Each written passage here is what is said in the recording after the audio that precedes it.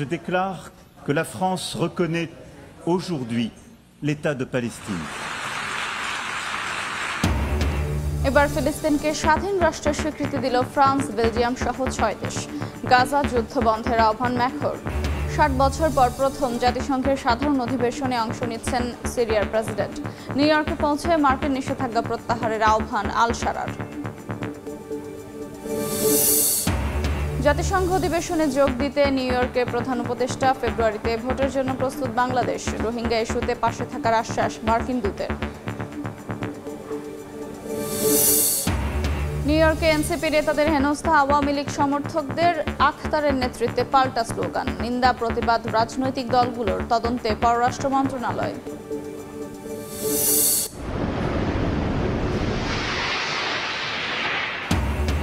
Super typhoon রাগাসার তাণ্ডবে লণ্ডভণ্ড ফিলিপিন্স ও তাইওয়ান। ভারী বৃষ্টিতে বিপর্যস্ত ভারতের কলকাতা। বিদ্যুৎস্পৃষ্ট হয়ে 7 জনের মৃত্যু।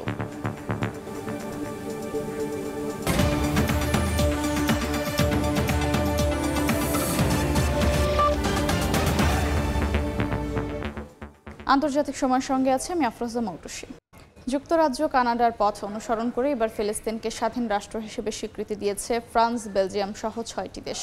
ফিলিস্তিন রাষ্ট্র প্রতিষ্ঠা কোনো পুরস্কার নয়, বরং মৌলিক অধিকার বলে মনে করেন জাতিসংঘ মহাসচিব আন্তোনিও গুতেরেস। সম্মেলনে ভার্চুয়ালি যোগ দিয়ে হামাসকে অস্ত্র ত্যাগ করতে বলেন ফিলিস্তিনের প্রেসিডেন্ট মাহমুদ আব্বাস।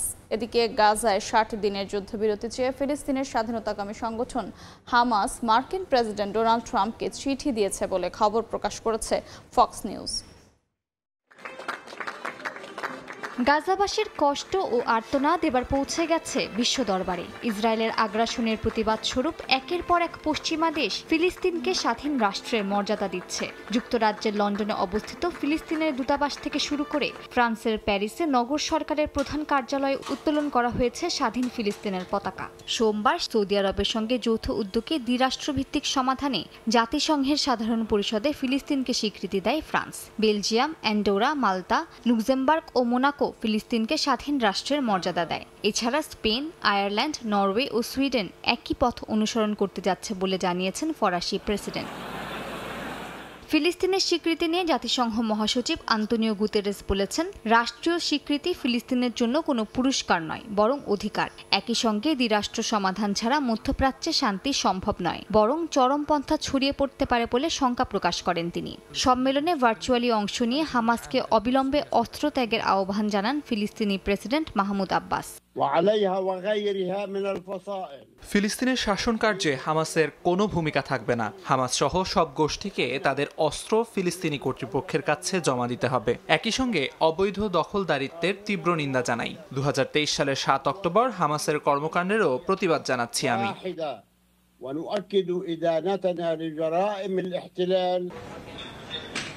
তবে সৌদি আরব ও জাতিসংঘের দ্বিরাষ্ট্র বিষয়ক এই সম্মেলন বর্জন করে ইসরায়েল। জাতিসংঘে ইসরায়েলের স্থায়ী প্রতিনিধি ড্যানি ড্যানন বলেন, সন্ত্রাসবাদকে উস্কে দেওয়ার চেষ্টার অংশ হিসেবেই এই সম্মেলন। যোগ দেয়নি যুক্তরাষ্ট্র। এর মধ্যেই গাজায় 60 দিনের যুদ্ধবিরতি চেয়ে যুক্তরাষ্ট্রের প্রেসিডেন্টকে ফিলিস্তিনের স্বাধীনতাকামী সংগঠন হামাস চিঠি দিয়েছে বলে খবর প্রকাশ করেছে মার্কিন সংবাদ মাধ্যম ফক্স নিউজ। যুদ্ধবিরতির বিনিময়ে আটক জিম্মিদের অর্ধেক মুক্তি দেওয়ার কথা জানিয়েছে হামাস। গাজা ইস্যুতে মঙ্গলবার মুসলিম বিশ্বের নেতাদের সঙ্গে ডোনাল্ড ট্রাম্পের বৈঠকের কথা রয়েছে। 60 বছরের বেশি সময় পর সিরিয়ার প্রেসিডেন্ট যোগ দিচ্ছেন জাতিসংঘের সাধারণ পরিষদের অধিবেশনে। 1967 সালের পর এবারই প্রথম সিরিয়ার কোনো প্রেসিডেন্ট জাতিসংঘের অধিবেশনে অংশ নিচ্ছেন। সোমবার আরব দেশটির রাষ্ট্রীয় বার্তা সংস্থা এই তথ্য দিয়েছে বলে জানিয়েছে বার্তা সংস্থা রয়টার্স। নিউ ইয়র্ক সফরের মধ্যেই সিজার অ্যাক্টের অধীনে আরোপিত মার্কিন নিষেধাজ্ঞা তুলে নেওয়ার আহ্বান জানিয়েছেন আহমেদ আল শারা। জাতিসংঘের সাধারণ পরিষদের অধিবেশনে যোগ দিতে যুক্তরাষ্ট্রের নিউ ইয়র্ক পৌঁছেছেন সিরিয়ার অন্তর্বর্তী প্রেসিডেন্ট আহমেদ আল শারা। 1967 সালের পর এবারই প্রথম সিরিয়ার কোনো প্রেসিডেন্ট জাতিসংঘের অধিবেশনে অংশ নিচ্ছেন। স্থানীয় সময় সোমবার সিরিয়ার রাষ্ট্রীয় বার্তা সংস্থা এ তথ্য দিয়েছে বলে জানিয়েছে বার্তা সংস্থা রয়টার্স। এর আগে সর্বশেষ সিরিয়ার প্রেসিডেন্ট নুরুদ্দিন আল আতাশি জাতিসংঘের সাধারণ অধিবেশনে ভাষণ দিয়েছিলেন। নিউ ইয়র্কে পৌঁছেই 2019 সালের সিজার অ্যাক্টের অধীনে সিরিয়ার ওপর আরোপিত মার্কিন নিষেধাজ্ঞা আনুষ্ঠানিকভাবে প্রত্যাহারের আহ্বান জানিয়েছেন শারা। সাধারণ পরিষদের ফাঁকে আয়োজিত এক সম্মেলনে তিনি বলেন, আগের নেতৃত্বের বিরুদ্ধে আরোপিত এমন নিষেধাজ্ঞা আর কোনোভাবেই যৌক্তিক নয়। 24 সেপ্টেম্বর জাতিসংঘের সাধারণ পরিষদে ভাষণ দেবেন আল শারা। সিবিএস নিউজের এক কর্মকর্তা জানান, অধিবেশনের ফাঁকে মার্কিন প্রেসিডেন্ট ডোনাল্ড ট্রাম্প এবং সিরিয়ার নেতার মধ্যে একটি বৈঠকের পরিকল্পনা করা হচ্ছে। চলতি বছরের মে মাসে রিয়াদে সিরিয়ার প্রেসিডেন্টের সঙ্গে বৈঠক করেন মার্কিন প্রেসিডেন্ট ডোনাল্ড ট্রাম্প। ওই সময় অধিকাংশ নিষেধাজ্ঞা প্রত্যাহারের প্রতিশ্রুতি দেন মার্কিন প্রেসিডেন্ট। অর্জিতা শেহজিন, সময় সংবাদ। জাতিসংঘ অধিবেশনে যোগ দিতে নিউ ইয়র্কে পৌঁছে ব্যস্ত সময় পার করলেন প্রধান উপদেষ্টা ডক্টর মোহাম্মদ ইউনূস। দক্ষিণ ও মধ্য এশিয়া বিষয়ক মার্কিন দূত সার্জিও গোরের সঙ্গে বৈঠকে তিনি জানান, ফেব্রুয়ারির প্রথমার্ধে অবাধ, সুষ্ঠু ও শান্তিপূর্ণ নির্বাচন করতে প্রস্তুত সরকার। এই প্রচেষ্টায় সমর্থন জানিয়ে রোহিঙ্গাদের জন্য সহায়তা অব্যাহত রাখার প্রতিশ্রুতি দেন সার্জিও গোর। এদিন এসডিজি পুরস্কারে ভূষিত হন ডক্টর ইউনূস। নিউ ইয়র্ক থেকে আসানুজ্জামান সাকির রিপোর্ট। জাতিসংঘের সাধারণ পরিষদের অধিবেশনে যোগ দিচ্ছেন 140টিরও বেশি দেশের রাষ্ট্র ও সরকার প্রধানরা। এদের মধ্যে অনেকেই নিউ ইয়র্কে এসে পৌঁছেছেন। যুক্তরাষ্ট্রের নিউ ইয়র্কে স্থানীয় সময় সোমবার বিকেল 3:15টায় জন এফ কেনেডি আন্তর্জাতিক বিমানবন্দরে এসে পৌঁছান প্রধান উপদেষ্টা ডক্টর মোহাম্মদ ইউনূস। এ সময় সরকার প্রধানকে স্বাগত জানান ওয়াশিংটনে বাংলাদেশের রাষ্ট্রদূত এবং জাতিসংঘ মিশনের স্থায়ী প্রতিনিধি। এরপরেই যুক্তরাষ্ট্রের মধ্য ও দক্ষিণ এশীয় দূত ও ভারতের নবনিযুক্ত মার্কিন রাষ্ট্রদূত সার্জিও গোর দেখা করেন প্রধান উপদেষ্টার সাথে। এ সময় ডক্টর ইউনূস জানান, ফেব্রুয়ারিতেই একটি অবাধ, সুষ্ঠু ও শান্তিপূর্ণ নির্বাচন করতে সব ধরনের প্রস্তুতি নিচ্ছে সরকার। মার্কিন রাষ্ট্রদূত ডক্টর ইউনূসের নেতৃত্বের প্রশংসা করে বাংলাদেশের প্রচেষ্টায় যুক্তরাষ্ট্রের পক্ষ থেকে সর্বাত্মক সহযোগিতার আশ্বাস দেন। বৈঠকে বাণিজ্য, দক্ষিণ এশীয় সহযোগিতা, সার্কের পুনরুজ্জীবন, রোহিঙ্গা সংকট এবং বাংলাদেশের বিরুদ্ধে ছড়ানো মিথ্যা তথ্য মোকাবেলা সহ বিভিন্ন দ্বিপাক্ষিক ও আঞ্চলিক বিষয় নিয়ে আলোচনা হয়। বাংলাদেশের সামনে ইলেকশন, উনি বলেছেন যে ইলেকশনের ব্যাপারে দেশ মোটামুটি প্রস্তুত এবং আমরা একটা free, fair and peaceful election একটা হবে সেই বিষয়ে বলেছেন এবং ইউএস অফিসিয়ালদের তরফ থেকে বলা হয়েছে যে তারা সব ধরনের সাপোর্ট বাংলাদেশকে দিবে। সন্ধ্যায় জাতিসংঘ সদর দপ্তরে সামাজিক ব্যবসা সংক্রান্ত উচ্চ পর্যায়ের বৈঠকে যোগ দেন সরকার প্রধান। পরে সাইডলাইনে সাস্টেইনেবল ডেভেলপমেন্ট গোল শীর্ষক এক অনুষ্ঠানে অংশ নেন ডক্টর মোহাম্মদ ইউনূস। অনুষ্ঠানে প্রধান উপদেষ্টাকে এসডিজি পুরস্কারে ভূষিত করা হয়। এসডিজি অ্যাওয়ার্ড ওনাকে দেওয়া হয়েছে। এসডিজি অ্যাওয়ার্ড উনি ছাড়াও আরও দুইজন পেয়েছেন। উনি পেয়েছেন ফিলিপো গ্র্যান্ডি, যিনি ইউএনএইচসিআর এর গ্লোবাল চিফ, এবং ডাব্লিউটিওর যিনি প্রধান ইনগোজি ইউয়েলা, যিনি নাইজেরিয়ান, উনি পেয়েছেন। এই তিনজনকে দেওয়া হয়েছে। নিউ ইয়র্কে জাতিসংঘ সদর দপ্তরে এক অনুষ্ঠানের ফাঁকে বেলজিয়ামের রানী ম্যাথিল্ড ও প্রাক্তন ব্রিটিশ প্রধানমন্ত্রী গর্ডন ব্রাউনের সাথে সৌজন্য দেখা করেন প্রধান উপদেষ্টা প্রফেসর মোহাম্মদ ইউনূস। সম্প্রতি নিউ ইয়র্কে নিহত বাংলাদেশি বংশোদ্ভূত পুলিশ কর্মকর্তা দিদারুল ইসলামের পরিবার এদিন প্রধান উপদেষ্টার সাথে সাক্ষাৎ করতে এলে তাদের সমবেদনা জানান ডক্টর মোহাম্মদ ইউনূস। হাসানুজ্জামান সাকি, সময় সংবাদ, জাতিসংঘ সদর দপ্তর, নিউ ইয়র্ক, যুক্তরাষ্ট্র। নিউ ইয়র্কে এনসিপি নেতা আখতার হোসেন ও ডক্টর তাসনিম জারাকে হেনস্থা করেছে আওয়ামী লীগ নেতাকর্মীরা। প্রতিবাদে পাল্টা স্লোগান দিয়ে আখতার বলেন, আবারও প্রমাণিত হয়েছে আওয়ামী লীগ সন্ত্রাসী দল। জামায়াত নেতা সৈয়দ আবদুল্লাহ মোহাম্মদ তাহের বলেন, অসভ্য সংস্কৃতি বন্ধ হওয়া উচিত। আর বিএনপি নেতা হুমায়ুন কবির বলেন, সরকারের সমন্বয়হীনতায় অনাকাঙ্ক্ষিত ঘটনা ঘটেছে। নিউ ইয়র্ক থেকে আসানুজ্জামান সাকির আরও একটি রিপোর্ট। সোমবার নিউ ইয়র্ক সময় বিকেল 4:15 জন এফ কেনেডি আন্তর্জাতিক বিমানবন্দরে নেমে গাড়িতে উঠছিলেন জাতীয় নাগরিক পার্টির দুই নেতা আখতার হোসেন ও ডাক্তার তাসনিম জারা। এ সময় এনসিপির সদস্য সচিব আখতারকে লক্ষ্য করে একের পর এক ডিম ছুটতে থাকে যুক্তরাষ্ট্র আওয়ামী লীগের নেতাকর্মীরা। অকথ্য ভাষায় গালাগালিও করে তারা। বিক্ষোভকারীরা আখতার হোসেনকে বহন করা গাড়ির সামনে শুয়ে পড়ে এবং গাড়িতে আঘাত করতে থাকে। এ সময় বিএনপি মহাসচিব ফখরুল ইসলাম আলমগীর ও হুমায়ুন কবিরও একই গাড়িতে ছিলেন।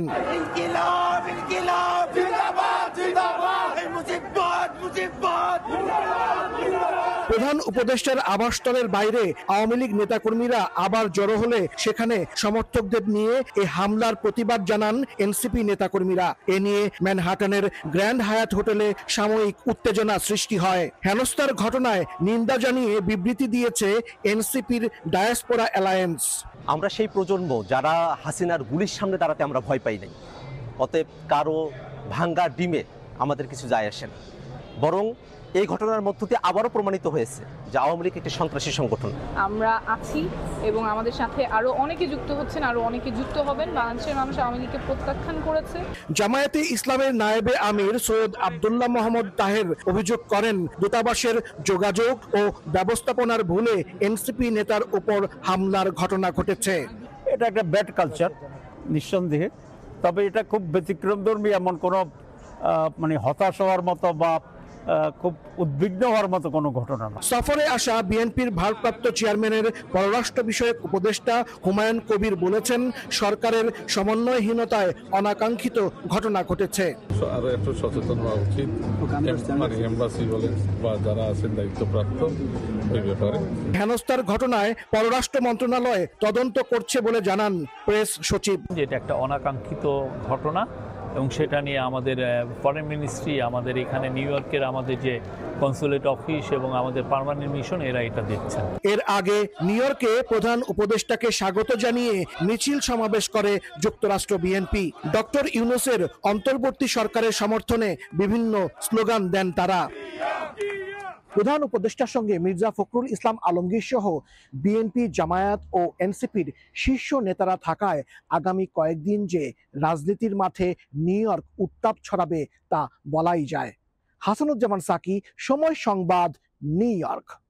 সুপার টাইফুন রাগাসার তাণ্ডবে লন্ডভন্ড ফিলিপিন্স ও তাইওয়ান। অনেক জায়গায় দেখা দিয়েছে আকস্মিক বন্যা।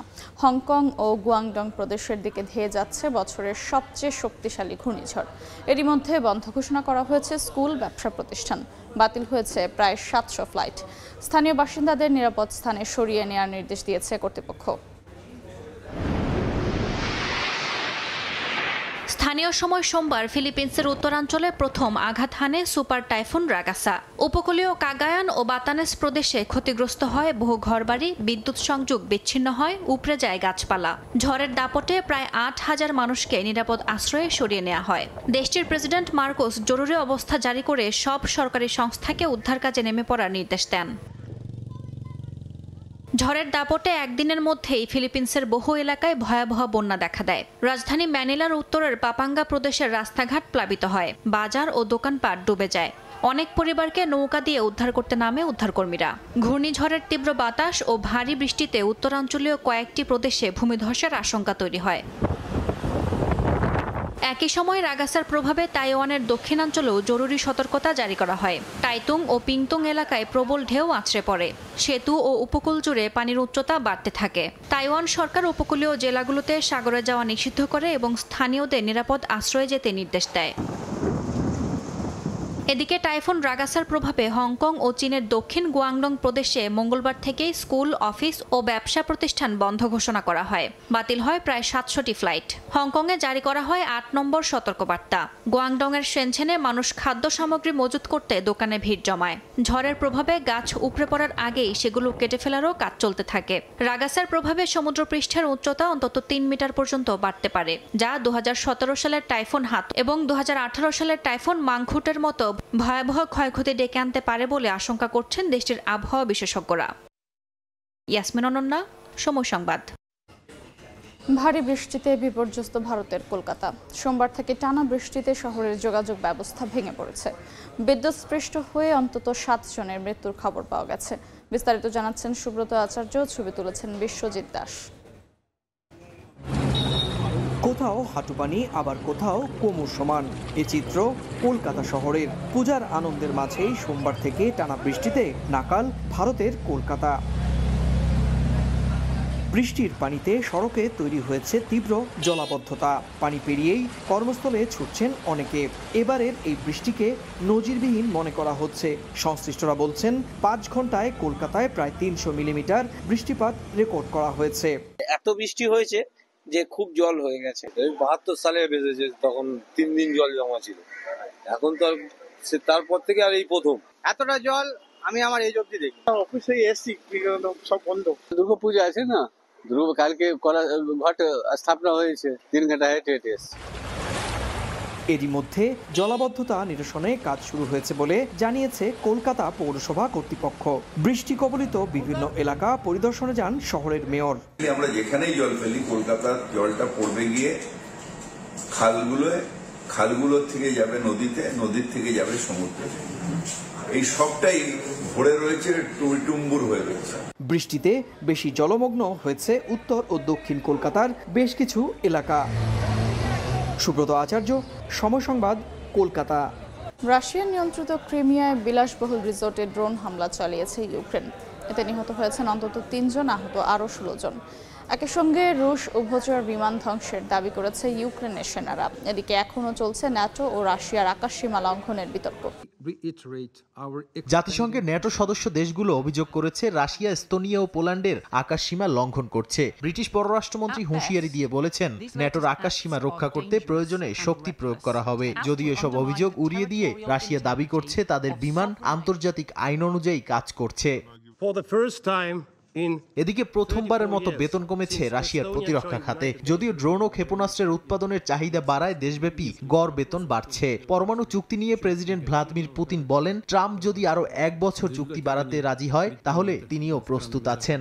আন্তর্জাতিক সময় আরও থাকছে।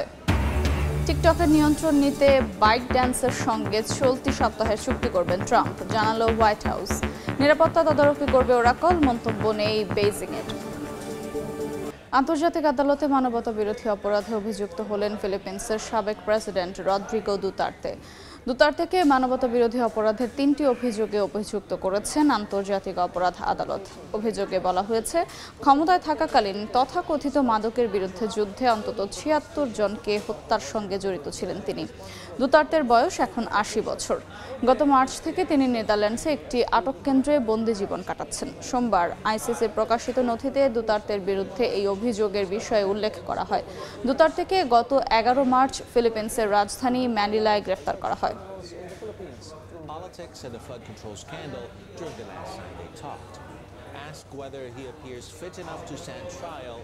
জনপ্রিয় ভিডিও শেয়ারিং প্ল্যাটফর্ম টিকটক নিয়ে চীনা কোম্পানি বাইট ড্যান্সের সঙ্গে চলতি সপ্তাহে চুক্তি করতে পারেন মার্কিন president Donald Trump. White house জানিয়েছে, এর ফলে অ্যাপটির যুক্তরাষ্ট্র কার্যক্রম পরিচালনার নিয়ন্ত্রণ যাবে মার্কিন বিনিয়োগকারীদের হাতে, আর নিরাপত্তা তদারকির দায়িত্ব নেবে ওরাকল। চীনা নিয়ন্ত্রণ থেকে ডেটার সুরক্ষা এবং মার্কিন অর্থনীতিতে প্রবৃদ্ধি এই চুক্তির মূল লক্ষ্য। যদিও চুক্তি নিয়ে এখনও কিছুই জানায়নি বেইজিং।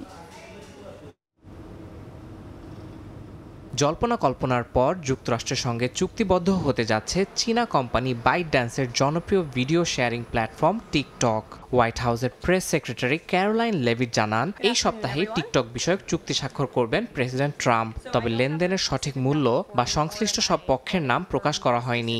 চুক্তির পর টিকটকের মালিকানা কাঠামোতে মার্কিন বিনিয়োগকারীরাই প্রাধান্য পাবেন বলে জানানো হয়েছে। চুক্তি অনুসারে যুক্তরাষ্ট্র ভিত্তিক প্রতিষ্ঠান ওরাকল থাকবে টিকটকের বিশ্বস্ত নিরাপত্তা সরবরাহকারী। প্রতিষ্ঠানটি যুক্তরাষ্ট্রে থাকা সার্ভারে ব্যবহারকারীদের সব তথ্য সংরক্ষণ করবে এবং স্বতন্ত্রভাবে ডেটা সুরক্ষা তদারকি করবে। প্রেস সেক্রেটারি লেভিট জোর দিয়ে বলেন, মার্কিন ব্যবহারকারীর তথ্যের ওপর চীনের কোনো প্রবেশাধিকার থাকবে না। এছাড়া চীনা প্রতিষ্ঠান বাইট ড্যান্সের নিয়ন্ত্রণের বাইরে যুক্তরাষ্ট্রের ভেতরেই টিকটকের অ্যালগোরিদম নতুনভাবে প্রশিক্ষিত ও পরিচালিত হবে। তবে প্ল্যাটফর্মটি বৈশ্বিকভাবে আন্তঃসংযুক্ত থাকবে, ফলে মার্কিন ব্যবহারকারীরা অন্যান্য দেশের কন্টেন্ট দেখতে পারবেন এবং একইভাবে অন্যান্যরাও যুক্তরাষ্ট্রের কন্টেন্ট পাবেন। হোয়াইট হাউস অনুমান করছে, টিকটক ঘিরে আগামী 4 বছরে যুক্তরাষ্ট্রের অর্থনীতিতে $178 বিলিয়ন ব্যবসা হতে পারে। ইয়াসিন মোহাম্মদ জিসান, সময় সংবাদ। যুক্তরাষ্ট্রে যাওয়ার স্বপ্ন ভেঙে যাচ্ছে শত শত ভারতীয় শিক্ষার্থীর। ট্রাম্পের H-1B ভিসা নীতি বদল মরার ওপর খাড়ার ঘাও হয়ে উঠছে তাদের জন্য। $1 লাখ নতুন ফি শুধু শিক্ষার্থী নয়, ছোট ব্যবসা থেকে প্রযুক্তি খাত চাপ বাড়াচ্ছে সবার ক্ষেত্রে। সম্প্রতি বিদেশ থেকে যাওয়া অভিবাসীদের জন্য H-1B ভিসার বাৎসরিক ফি 1 লাফে 1,500 থেকে বাড়িয়ে $1 লাখ করেন মার্কিন প্রেসিডেন্ট ডোনাল্ড ট্রাম্প। এতে বেশ উদ্বিগ্ন হয়ে পড়েছে দেশটিতে এই ভিসায় থাকাদের পাশাপাশি যেতে ইচ্ছুকরাও। ভারতের নয়াদিল্লির দিল্লি স্কুল অব ইকোনমিক্সের শিক্ষার্থীরা জানায়, ঋণ নিয়েও যুক্তরাষ্ট্রে পড়াশোনা বা কাজ করার স্বপ্ন এখন তাদের থেকে দূরে সরে যাচ্ছে। দুঃস্বপ্নে পরিণত হয়েছে আমেরিকান ড্রিম। অর্থনীতিবিদ ও বিশ্লেষকরা বলছেন, শুধু ভারত নয়, যুক্তরাষ্ট্রের অর্থনীতিতেও এর বিরূপ প্রভাব পড়বে। $1 লাখ এই ফি ছোট কোম্পানি, স্টার্টআপ ও অলাভজনক প্রতিষ্ঠানগুলো বহন করতে পারবে না। এতে মার্কিন প্রতিযোগিতা ক্ষমতা কমার আশঙ্কা রয়েছে। মার্কিন অভিবাসন আইনজীবীরা এই সিদ্ধান্তকে নিষ্ঠুর ও অবিবেচক বলে আখ্যা দিয়েছেন। তাদের দাবি, ট্রাম্প প্রশাসনের এই ঘোষণার কারণে হাসপাতাল, বিশ্ববিদ্যালয়, গবেষণা কেন্দ্র থেকে শুরু করে প্রযুক্তি কোম্পানিগুলো দক্ষ কর্মী হারাবে, আর সেই প্রতিভা চলে যাবে প্রতিদ্বন্দ্বী দেশগুলোতে। গত বছর শুধু ভারতীয়রা 71% H-1B ভিসা পেয়েছিল, কিন্তু নতুন নিয়মে কোম্পানিগুলো দ্রুতই বিদেশি দক্ষ কর্মীদের বিকল্প ভাবতে বাধ্য হচ্ছেন, আর এতে ভারতে গ্লোবাল ক্যাপাবিলিটি সেন্টারের মতো নতুন কর্মসংস্থানের সুযোগ বাড়ছে। নাদিম মারজান, সময় সংবাদ। বিতর্কিত মন্তব্য ঘিরে 6 দিন বন্ধ থাকার পর আবারও প্রচার হবে late night talk show Jimmy Kimmel Live. মঙ্গলবার থেকে ডিজনির মালিকানাধীন ABC টিভিতে ফিরছেন জিমি কিমেল। ফেডারেল কমিউনিকেশনস কমিশনের চেয়ারম্যানের হুমকির পর কিমেলের অনুষ্ঠান স্থগিত করে ABC। চরম উত্তেজনার মুহূর্তে পরিস্থিতির অবনতি আরও না বাড়াতে সাময়িকভাবে প্রযোজনা বন্ধ রাখা হয়েছিল বলে জানায় প্রতিষ্ঠানটি। তবে নতুন করে আলোচনার পর চ্যানেল কর্তৃপক্ষ জানিয়েছে, ডানপন্থী রাজনৈতিক চার্লি কার্কের মৃত্যু নিয়ে কিছু মন্তব্য অপ্রাসঙ্গিক ও সংবেদনশীল মনে হলেও কিমেলকে ফের সম্প্রচারে আনা হচ্ছে।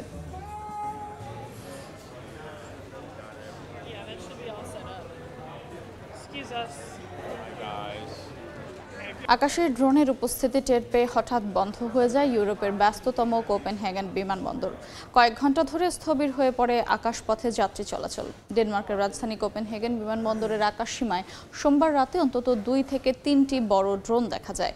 এরপর রাত 8:30 থেকে পুরো আকাশসীমা বন্ধ করে দেয় কর্তৃপক্ষ। এ সময় কোনো ফ্লাইট ওঠানামা করতে পারেনি। অন্তত 20টি ফ্লাইট বাতিল হয়। আরও কয়েক ডজন ফ্লাইট অন্য বিমানবন্দরে ঘুরিয়ে দেওয়া হয়।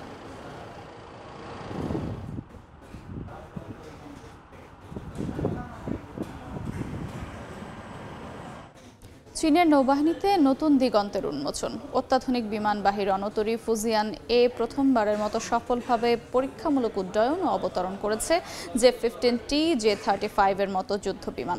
বিশ্লেষকরা বলছেন, এর মধ্য দিয়ে চীন নিজেদের সামরিক শক্তির আরও একবার জানান দিল। সাম্প্রতিক সময়ে চীনের সামরিক সক্ষমতার দ্রুত বিকাশ চোখে পড়ার মতো। বিশেষ করে বিমানবাহী রণতরী ফুজিয়ানের সফল পরীক্ষাগুলো যেন সেই অগ্রযাত্রারই একটি নতুন অধ্যায়। অভ্যন্তরীণভাবে তৈরি এই রণতরীতে ইলেকট্রোম্যাগনেটিক ক্যাটাপুল্ট ব্যবহার করে একাধিক বিমানের উড্ডয়ন ও অবতরণ করানো হয়েছে। এই সফলতার মধ্য দিয়ে চীন শুধু নিজেদের প্রযুক্তির শক্তি প্রমাণ করেনি, বরং সামরিক ইতিহাসে এই নতুন মাইলফলক স্থাপন করল। পরীক্ষাগুলোর প্রধান উদ্দেশ্য ছিল ফুজিয়ানের ইলেকট্রোম্যাগনেটিক ক্যাটাপুল্ট ও ল্যান্ডিং সিস্টেমের সাথে বিভিন্ন ধরনের বিমানের সামঞ্জস্যতা যাচাই করা। J-15T, J-35 এবং কংসিং 600 এই 3টি ভিন্ন ধরনের বিমানকে সফলভাবে পরীক্ষা করা হয়েছে। এটি প্রমাণ করে যে ফুজিয়ান এখন পূর্ণাঙ্গ কার্যকর সক্ষমতা অর্জনের পথে।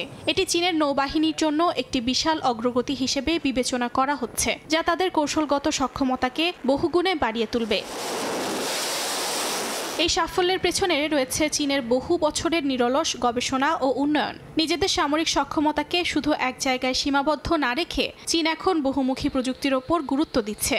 গত বছর মে মাস থেকে ফুজিয়ান সাগর একাধিক পরীক্ষা চালিয়েছে, যা তার সামগ্রিক কার্যকারিতা এবং স্থিতিশীলতা নিশ্চিত করতে সাহায্য করেছে। এসব পরীক্ষা প্রমাণ করে যে চীনের নৌবাহিনী কেবল আকারেই নয়, প্রযুক্তির দিক থেকেও বিশ্বমানের হওয়ার লক্ষ্য নিয়ে এগিয়ে যাচ্ছে। এই ধরনের অগ্রগতি চীনের সামরিক শক্তিকে আরও শক্তিশালী করে তুলছে, যা ভবিষ্যতে আন্তর্জাতিক ভূরাজনৈতিক সমীকরণে নতুন প্রভাব ফেলবে বলে মনে করছেন নিরাপত্তা বিশ্লেষকরা। অর্চিতা শেহজিন, সময় সংবাদ। আন্তর্জাতিক সময়ের শীর্ষ সংবাদগুলো জানিয়ে দিচ্ছে আরেকবার। Je déclare que la France reconnaît aujourd'hui l'État de Palestine. এবার ফিলিস্তিনকে স্বাধীন রাষ্ট্রের স্বীকৃতি দিল ফ্রান্স, বেলজিয়াম সহ ৬ দেশ। গাজা যুদ্ধ বন্ধের আহ্বান ম্যাক্রোর। জাতিসংঘ অধিবেশনে যোগ দিতে নিউ ইয়র্কে প্রধান উপদেষ্টা। ফেব্রুয়ারিতে ভোটের জন্য প্রস্তুত বাংলাদেশ। রোহিঙ্গা ইস্যুতে পাশে থাকার আশ্বাস মার্কিন দূতের।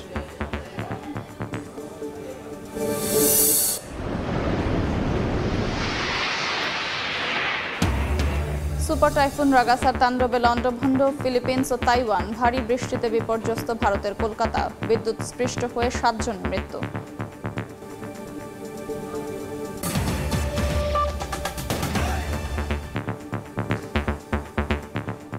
এই ছিল আন্তর্জাতিক সময়। এরপর সময় সংবাদের সঙ্গে থাকবেন সাদিক হাসান ইমন। ধন্যবাদ মৌটুসী। সময় সংবাদ নিয়ে ফিরছি কিছুক্ষণ পরই, সঙ্গেই থাকুন সময়।